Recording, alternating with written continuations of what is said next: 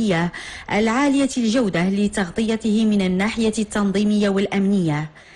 أكثر من 7000 من عناصر الدرك الملكي تمت تعبئتهم ضمانا لتنظيم أمثل لهذا الحدث الذي ستحتضنه المدينة الحمراء ابتداء من 7 نوفمبر المقبل.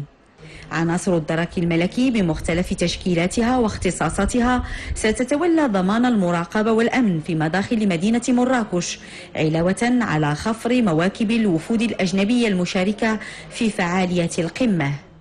ومساهمة من الدرك الملكي في إنجاح هذه التظاهرة العالمية، تمت تعبئة إمكانيات ووسائل وموارد متنقلة هامة تتمثل في أكثر من 250 من عناصر كوكبات الدراجات النارية ومئات السيارات من مختلف الفئات والأحجام، بهدف القيام بمهام مرتبطة بحسن تنظيم وسير أشغال فعاليات كوب 22.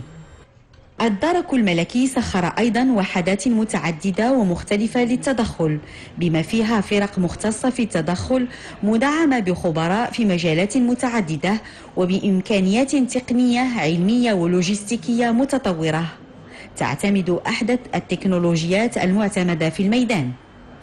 ومن بين المهام الموكلة لفرق التدخل التابعة للدرك الملكي الكشف عن الإشعاعات النووية والمواد الكيماوية والبكتيرولوجية.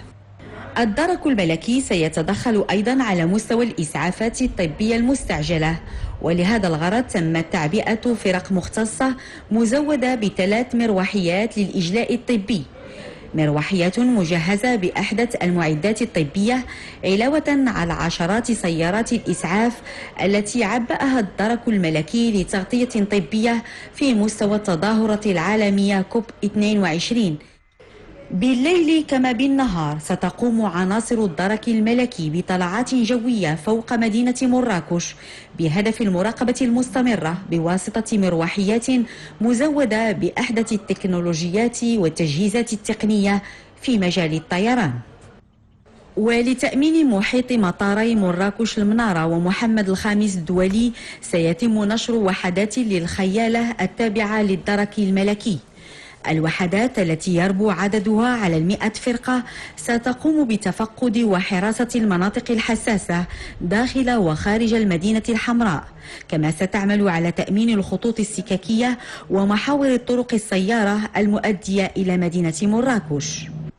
50 فرقة من عناصر الدرك الملكي المصحوبة بكلاب مدربة سيتم نشرها بالعديد من المناطق الحساسة من أجل التدخل السريع، وذلك بهدف ضمان تغطية أمنية وتنظيمية ناجعة للقمة العالمية للمناخ.